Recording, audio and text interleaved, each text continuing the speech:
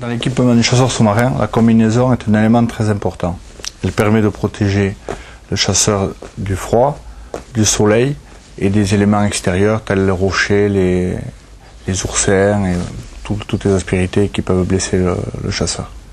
Je fabrique des combinaisons de plongée, de chasse et de surf depuis une dizaine d'années. Les combinaisons sont fabriquées une par une. Je suis un artisan, donc je fabrique les combinaisons sur mesure. Je reçois les plaques de néoprène. Dans une plaque, on fait une combinaison, c'est là juste pour une combinaison.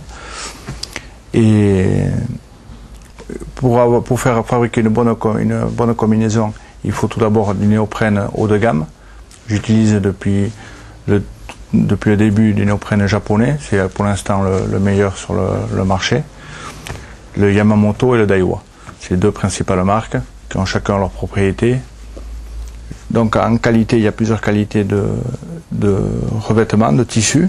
Donc il y a le nylon, là qu'on voit camouflé, qui est extensible mais qui peut mailler avec le frottement des rochers.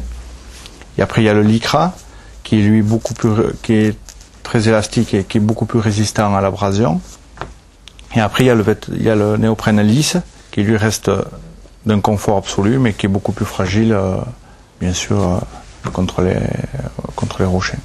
Le néoprène existe en différentes épaisseurs. Moi, je travaille avec du 3 mm, du 3, du 4, du 5 et du 7 mm et demi. Ce qui permet de s'adapter à peu près à toutes les mers. Le 3 mm pour les mers chaudes, dans des eaux à 25 degrés. Le 4 et 5 mm pour des eaux entre 18 et 25, et après pour les eaux froides, en dessous de 16 degrés, 17 degrés, on utilise le 7 mm. Pour un meilleur confort, les patrons sont tracés de façon à ce que le vêtement soit préformé, que ce soit les jambes ou les bras, de façon à éviter les plis au coude et aux genoux.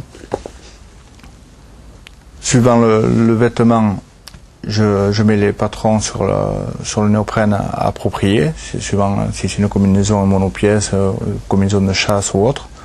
Je trace les patrons, les pièces, et que j'ajuste après suivant les mensurations du client. Pour une combinaison sur mesure, je tiens compte d'une vingtaine de prises de mesure, ce qui va du tour de tête jusqu'au tour de cheville.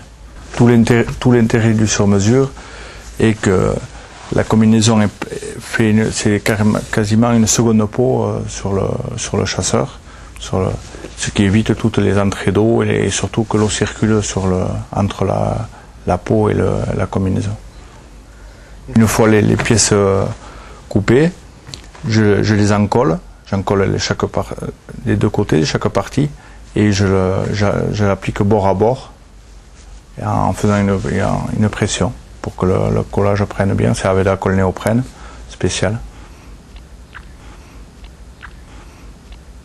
La combinaison, pour être bien sèche, on compte à peu près 24 heures. Ensuite, après le collage, on coule, pour renforcer le collage, on coule la combinaison tout le long du collage avec une machine à double fil.